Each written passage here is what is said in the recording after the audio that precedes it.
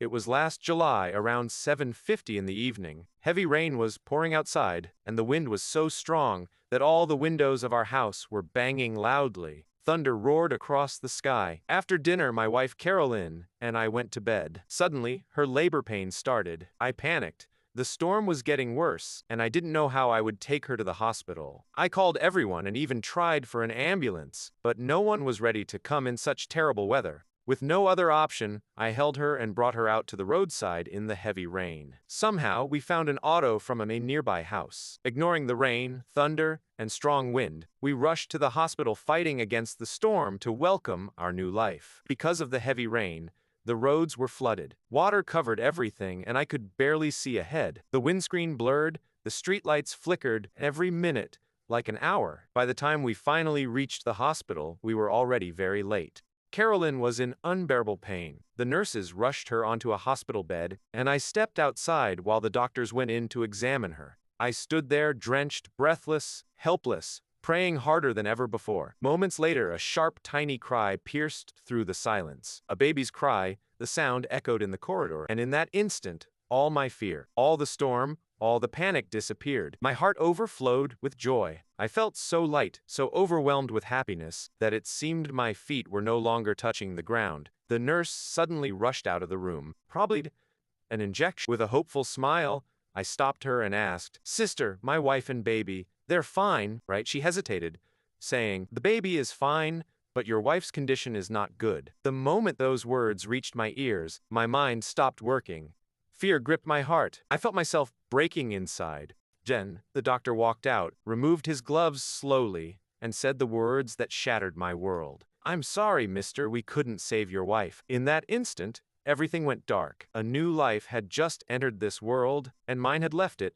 I sat there, numb, unable to breathe, unable to think, tears falling without control. A few minutes later, the nurse placed my newborn baby gently into my arms. I looked at the tiny face. I didn't know whether I should smile or cry. This little child just arrived, but his mother, forever. I held him close, my tears falling on his soft cheeks, realizing that, from this moment on, I had to be both father and mother, because the woman who gave him life had given her own in return. 6 months passed in a blur of tears and sleepless nights. I somehow learned to care for my little daughter, kneading her, holding her, living only for her. But deep down, I knew I could be her father, never her mother. Neighbors urged me to remarry. I refused every time. It felt like betrayal. But one night, as I watched Kenny sleep, her tiny fingers wrapped around mine, I realized this was no longer about my grief, it was about her future. For her, I said yes. And then, into our broken home, came Naira, my wife, and a new beginning for both of us. After Naira came into our lives, I started working again,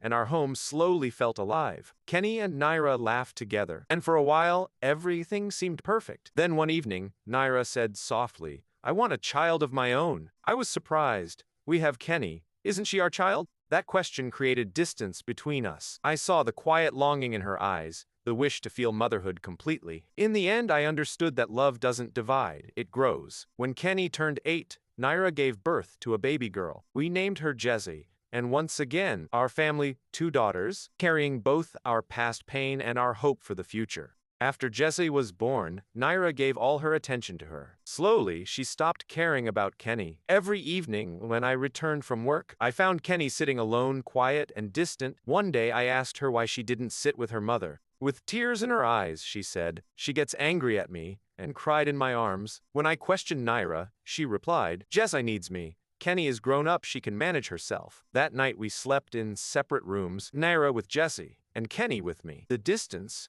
us, kept growing. I could feel bitterness building in Naira's heart toward Kenny. Our once happy home was slowly breaking apart, and I lived in constant fear that I had made a terrible mistake. One day, I came home and saw a big car outside. Rich-looking people were leaving our house. I asked Naira who they were. Her answer shocked me. "They came to see Kenny. She's 12 now. We should arrange her marriage." My heart burned with anger.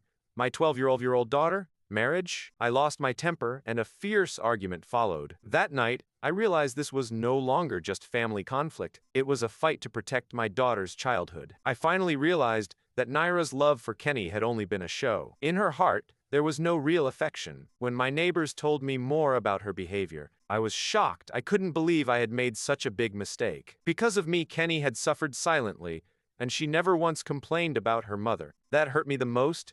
With tears in my eyes, I went to Kenny. My voice trembled as I held her hands. "I'm sorry, Beta. Please forgive me. After your mother passed away, I couldn't take care of you properly. That's why I remarried. But I never knew she would treat you like this." Tears rolled down my face.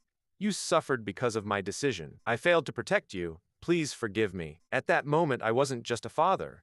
I was a broken man asking his daughter for forgiveness. I made a decision that night. I would tell Naira clearly. Either she changes or she leaves. When I confronted her, she grew furious. "If you didn't want me here, why did you marry me?" she shouted. "I'm not going anywhere. Just get your daughter married and everything will be fine."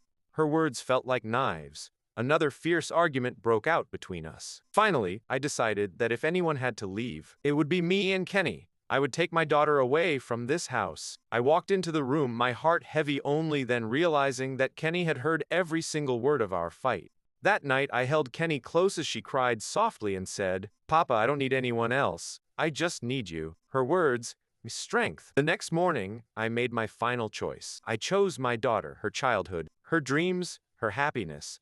I decided no one would ever make her feel unwanted again. Life wasn't easy after that, but our home slowly filled with peace. I became not just her father, but her strongest support. And Kenny, who once cried in silence, began to smile again. Years later, when she stood proudly chasing her dreams, she hugged me and said, "Papa, you're my hero." In that moment, knew love had won, and we had found our happiness again.